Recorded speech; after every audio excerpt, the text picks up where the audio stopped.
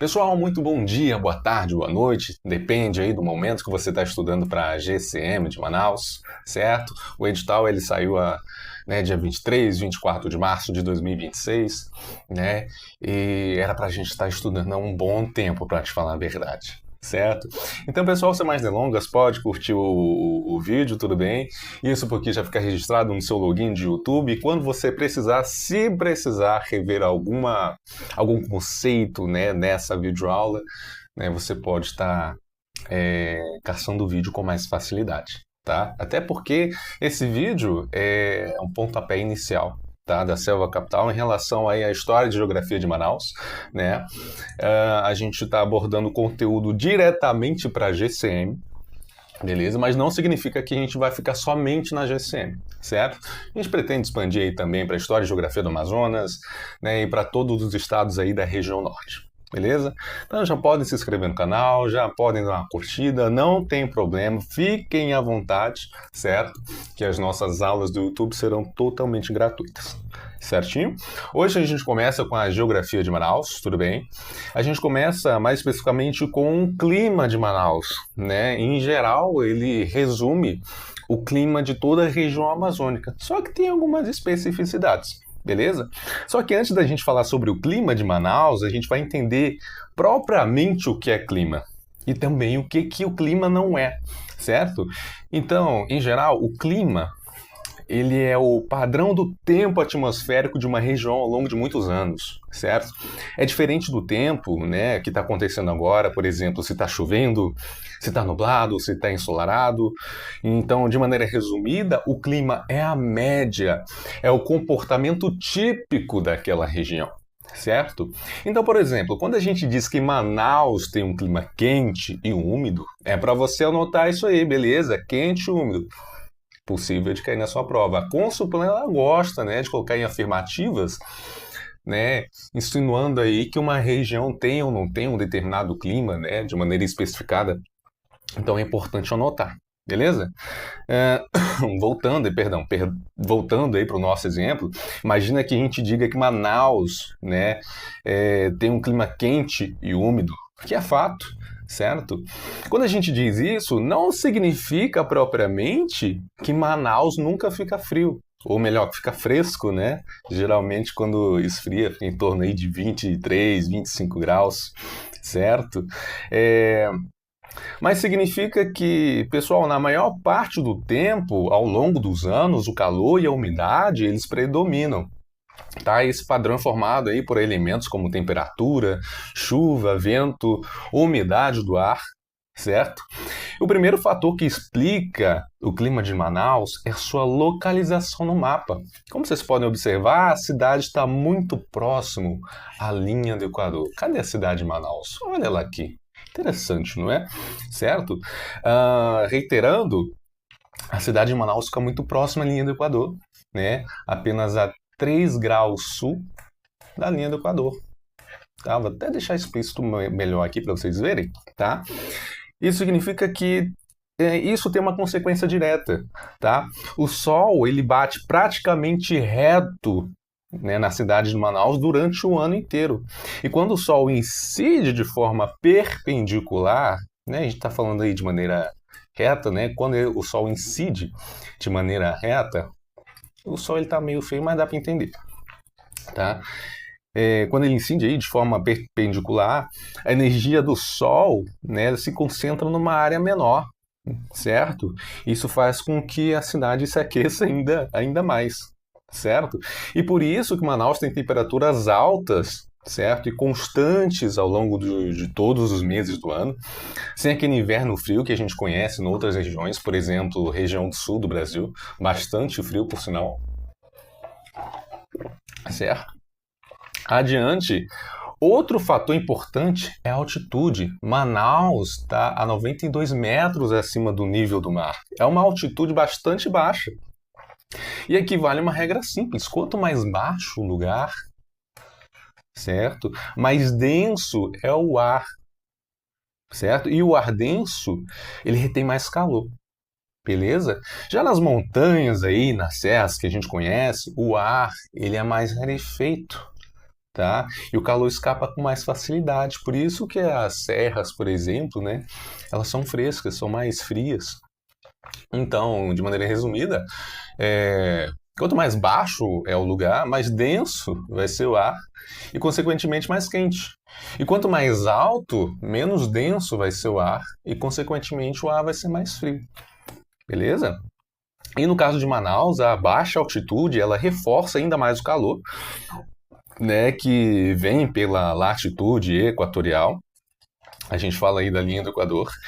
E os dois fatores, né, que a gente citou, eles trabalham juntos, beleza?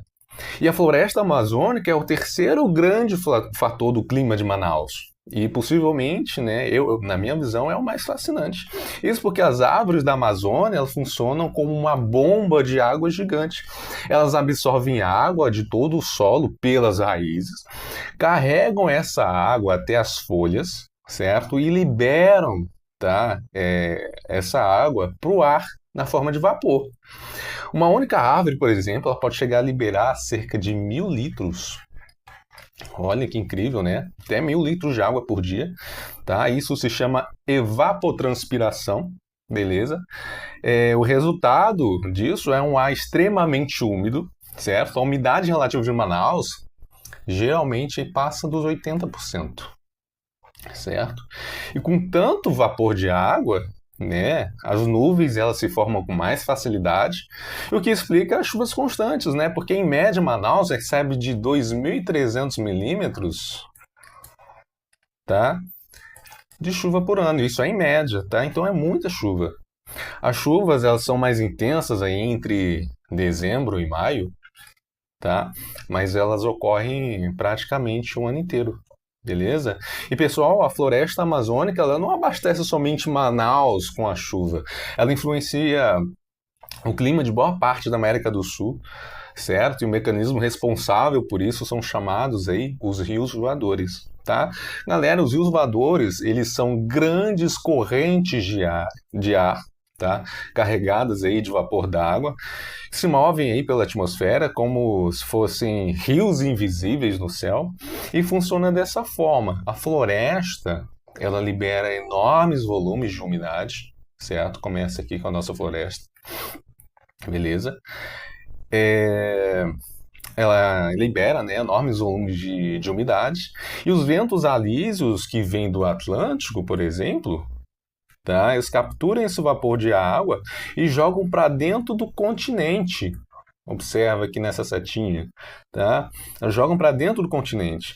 E quando essas massas de ar elas chegam aqui pelos Andes, mais ou menos, tá? A cordilheira ela bloqueia o caminho e força esse ar a se desviar para o sul, sul e sudeste, tá? E é assim que a umidade produzida aí na Amazônia chega para o centro-oeste, para o sudeste, para o sul do Brasil, tá? E também a países como a Argentina, por exemplo, tá? Paraguai, Uruguai também eles recebem esse impacto.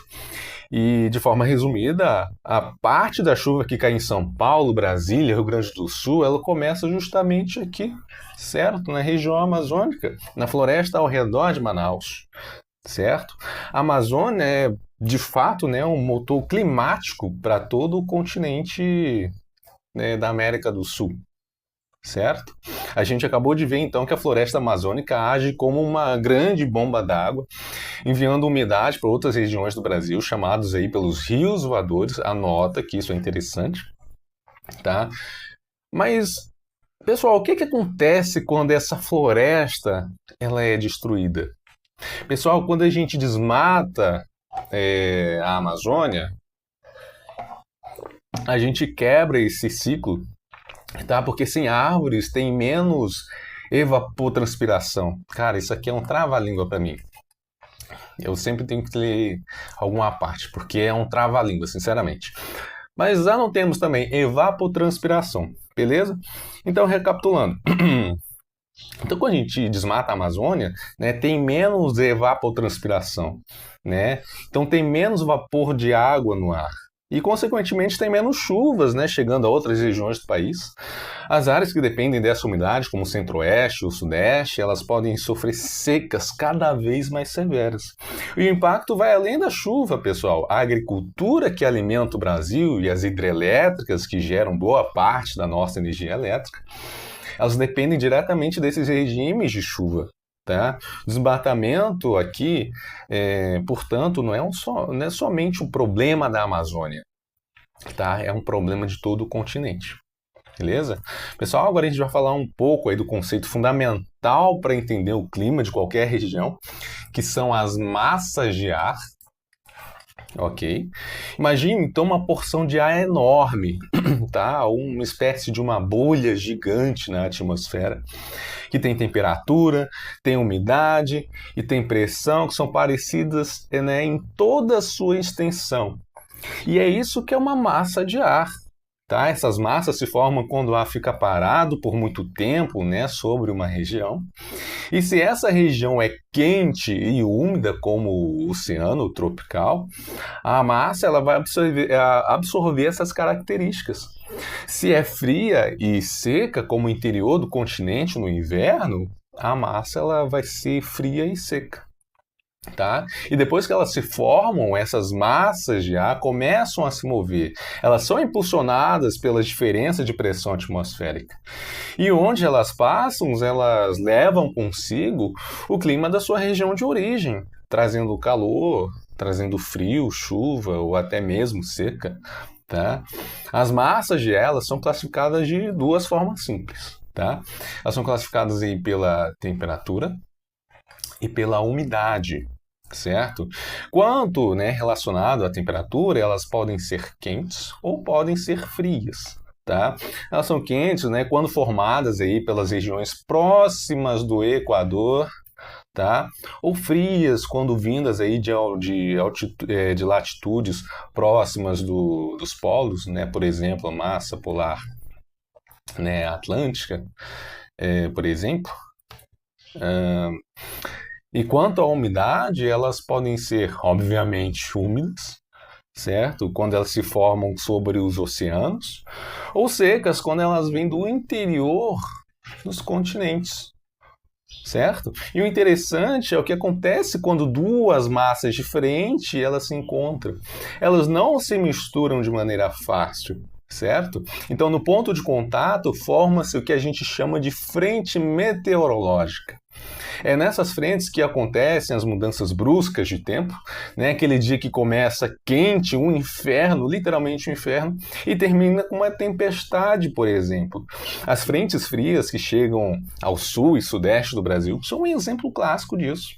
E de todas as massas de ar que atuam no Brasil, uma é responsável diretamente pelo clima de Manaus, que é a massa equatorial continental, também chamada de MEC, certo? Ela se forma bem aqui, galera, tá? No oeste da Amazônia, sobre a floresta. E como essa região recebe muita luz solar e tem uma vegetação densa que libera vapor de água constantemente, o ar que se forma ali é quente e é úmido. E é exatamente isso que define o clima de Manaus, tá? O mecanismo é simples.